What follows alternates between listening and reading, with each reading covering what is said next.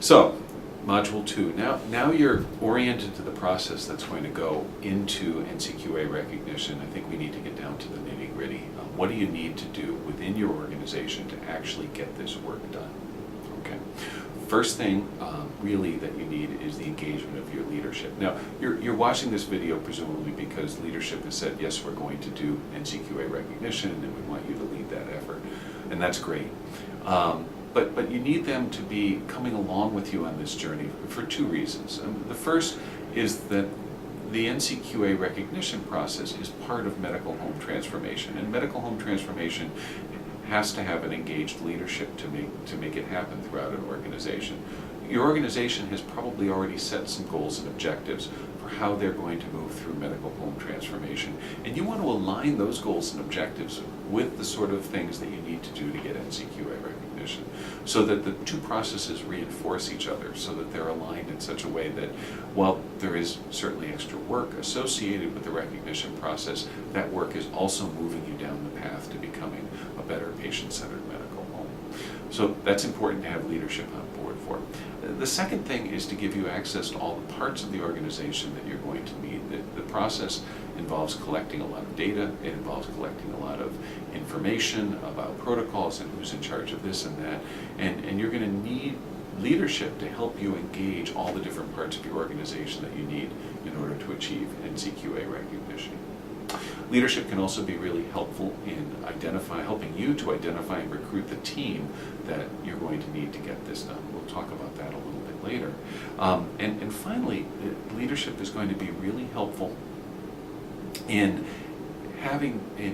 working with you and your team to identify the time that you're going to need to be able to do this. When are you going to do this work? How is it going to fit into your other workflow? And how are you going to actually have the resources that you need to be able to get this work done? If you are undertaking the NCQA recognition process as part of the PCMHI, the Patient-Centered Medical Home Initiative, and I thank you very much for your efforts on that project. I work for it as well.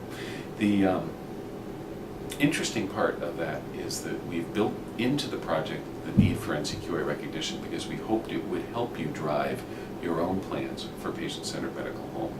And it's really important for you to use this process with leadership to align goals and objectives around the elements of NCQA recognition.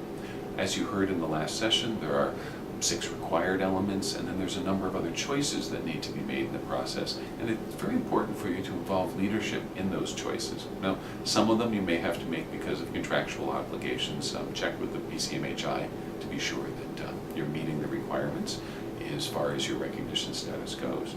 But in general, you want to be sure that you're picking elements that your organization wants to develop, and that as you identify elements that you're not ready to go for, you can use that information as kind of a needs assessment for your organization to move further up the ladder towards NCQA recognition.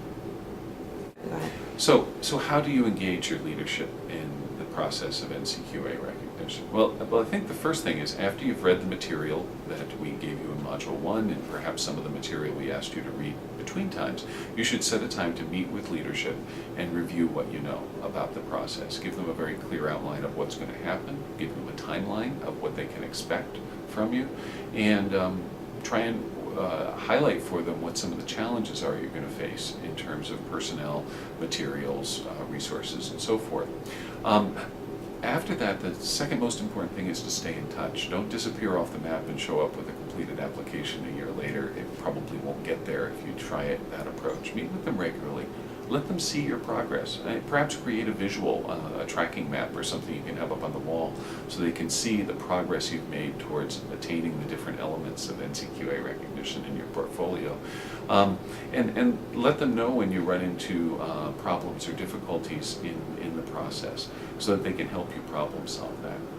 I think the third most important thing is to think with your leadership about the ways in which you can align this process with other processes your practice or your organization may be going through. How does this help you do meaningful use so that you can get access to the meaningful use money that the Office of the National Coordinator has available for us? How does this align with a pay-for-performance initiative that one of your payers may be doing? Does this, and of course, how does this align with the rest of your medical home initiative? These are all the sorts of alignments that you want to achieve to maximize the utility of this process for your organization going forward.